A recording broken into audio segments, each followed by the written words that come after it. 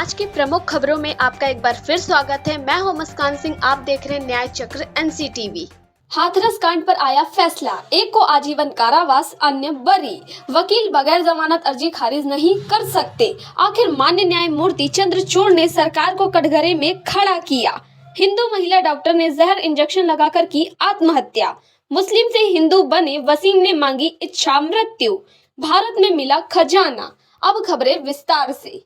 बहुचर्चित हाथरस कांड में मुख्य आरोपी को आजीवन कारावास, अन्य आरोपित बरी। आपको बता दें कि हाथरस में बूलगढ़ी कांड में कोर्ट ने फैसला देते हुए मुख्य आरोपी संदीप को धारा 304 एवं SC/ST एक्ट के तहत दोषी मानते हुए आजीवन कारावास की सजा सुनाई है तथा अन्य आरोपियों जिसमें रवि, रामू व लोकस को बरी कर दिया है। सामूहिक दुष्कर्म कर जिंदा जलाकर हत्या की धाराओं में चार्जशीट न्यायालय में दाखिल की, जिसकी सुनवाई 4 जनवरी 2021 को पहली सुनवाई थी, जिसमें CBI ने 104 लोगों को गवाह बनाया था, लेकिन 35 लोगों की गवाही हुई थी। वकील के गैर हाजिर में जमानत अर्जी खारिज करना उल्लंघन। इलाहाबाद हाई कोर्ट ने कहा है कि अधिवक्ता की अनुपस्थिति रहने की वजह से किसी अभियुक्त की जमानत अर्जी खारिज नहीं की जा सकती। कोर्ट ने कहा कि ये संविधान के अनुच्छेद 21 का उल्लंघन है। ये टिप्पणी न्यायमूर्ति अजय मनोट ने अर्जी स्वीकारते हुए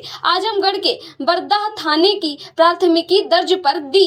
जब तक मैं हूँ, ये देश संविधान से ही चलेगा। यह वाक्य है देश की सर्वोच्च न्यायपालिका सुप्रीम कोर्ट के मुख्य न्यायाधीश DY चंद्रचूड़ का।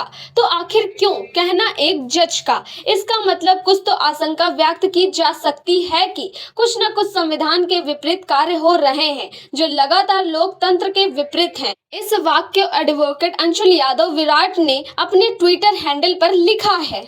अब आइए आपको ले चलते हैं तेलंगाना, जहां एक दलित डॉक्टर लड़की ने आत्महत्या कर ली। ये वो लड़की है जो गरीब परिवार से आती है। पिता मजदूरी करते हैं और बिना कोचिंग नीट क्वालिफाई करते हुए वारंगल के काकतिया मेडिकल कॉलेज में MBBS के लिए दाखिला लिया था। कॉलेज के सीनियर छात्र मोहम्मद सैफ प्रीति पर गंदी मानसिकता के चलते अभद्र मैसेज भेजकर परेशान करता था, जिसकी शिकायत इस दलित लड़की ने प्रशासन वह सरकार से की, मगर सुनवाई नहीं हुई। आपको बता दें, तेलंगाना की पूरी सरकार असुद्दीन अवैसी और अकबरुद्दीन अवैसी का नियंत्रण है।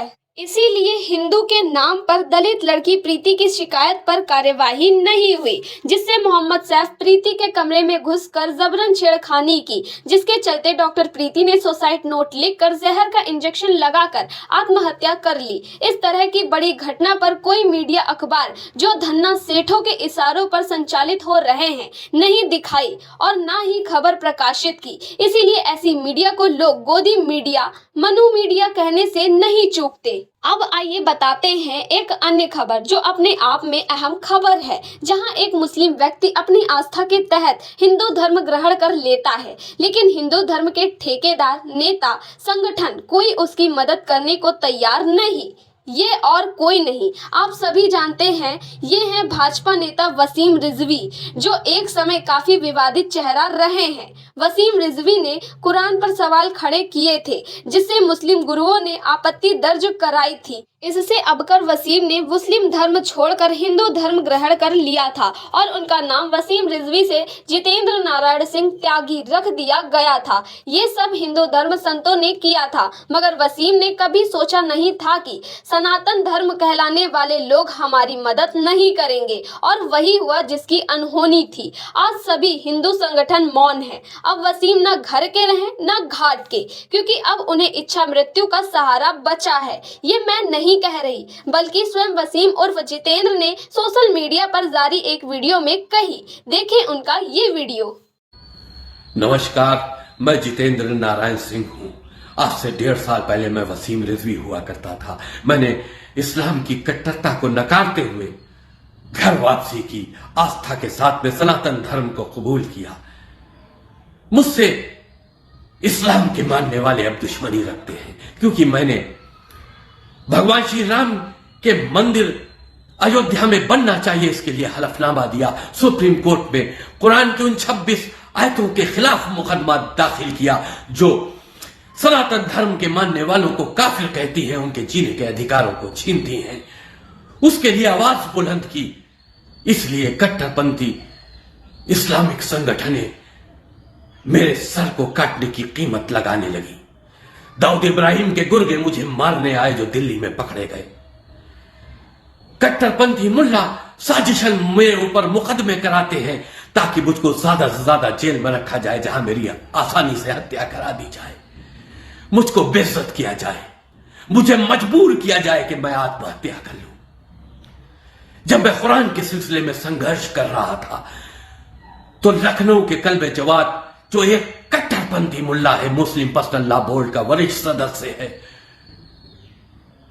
इस्लामिक मदरसे चलाता है, कश्मीर के आतंकियों को फंडिंग करता था, उसने साजिश करके मेरे एक ड्राइवर को, जो मुसलमान था, तोड़कर उसको एक मकान देकर, लाखों रुपए के इनामात देकर, उसको एक पल्सर मोटरसाइकिल देकर, महीने की एक अच्छी रकम निर्धारित कर कर उसकी बीवी से मेरे खिलाफ एक रेप का मुकदमा लिखवाया, जिसमें यह कहा गया कि मैंने तीन बच्चों की अम्मा से बलात्कार किया 6 महीने पहले। ना कोई बैठकर, ना कोई सबूत। उसकी जांच शहादतगंज के कट्टरपंथी दरोगा एसएम जैदी को दे दी गई। एसएम जैदी जो मुझसे धार्मिक दुश्मनी रखता था, मुख्तार अंसारी का भी करीब है। पुराने लखनऊ में जो मुख्तार अंसारी ने प्लाटिंग की है, वहीं पर एक प्लाट पर मकान खरीद कर रह रहा है।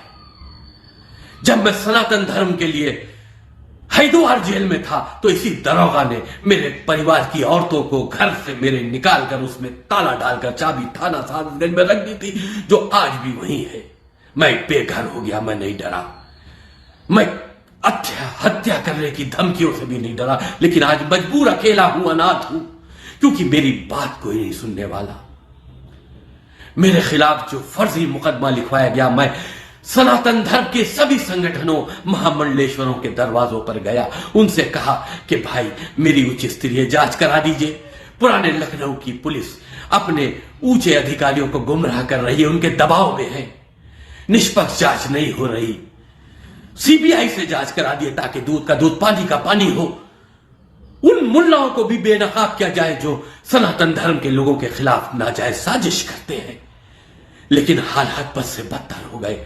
मेरे खिलाफ फर्जी मुकदमों में चार्जशीटें भेजी जा रही हैं। चौक से भेजी गई, थाना चौक से भेजी गई, थाना शहादतगंज से भेजी गई। अब तो मुझ पे गैर जमानती वारंट लेकर मेरे घरों की कुर्की की नौबत आ गई है।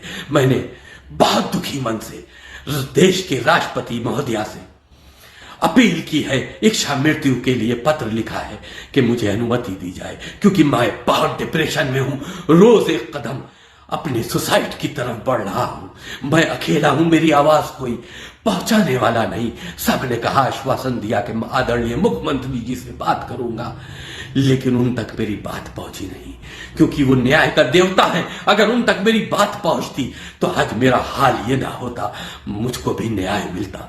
मैं मजबूर हूं, मेरी मदद कीजिए ताकि मेरी मौत से पहले इस्लाम के धर्म वाले अपनी जीत का जश्न न बना पाए। मैंने एक डिटेल वीडियो सोशल मीडिया पर अपने दुख दर्द के साथ जारी किया है कि अगर मैं मर भी जाऊं तो मेरा दुख दर्द सनातन धर्म का हर इंसान समझे कि मैं किन परेशानियों पे और किन मजबूरियों में था। मैं बेसहारा था, अनाथ था, मेरे साथ इस्लाम जुल्म कर रहा था। भारत में फिर मिला खजाना। पहले कश्मीर में अरबों का लिथियम और अब 9 जगहों पर मिला सोने का भंडार। इस्पात और खनन मंत्री प्रफुल्ल मलिक ने राज्य विधानसभा में जानकारी दी कि ओडिशा के 3 जिलों के विभिन्न स्थानों पर सोने की खदानें मिली हैं। जीएसआई द्वारा किए गए G3 एडवांस अध्ययन में पता चला है कि वैष्णो देवी तीर्थ की तलहटी में बसे सलाल गांव रियासी जिले में मौजूद लिथियम भंडार उच्च गुणवत्ता का है, जो लगभग 59 लाख टन है तथा 550 ppm ग्रेड का बताया जा रहा है। और अब उत्तर प्रदेश में बहुजन समाज पार्टी के इकलौते विधायक उमा शंकर जो बलिया से आते हैं, अपनी मांग रखते हुए कहा, यदि सरकार को अस्पताल खोलने के लिए जगह नहीं मिल रही है तो मैं अपनी 30 बीघा जमीन निःशुल्क रूप से देने को तैयार हूं। इस पर आपकी क्या राय है? अपने सुझाव में कमेंट बॉक्स में देना ना भूलें और ऐसी ही खोजी खबरें देखते रहें हमारे न्याय चक्र NC TV पर। धन्यवाद।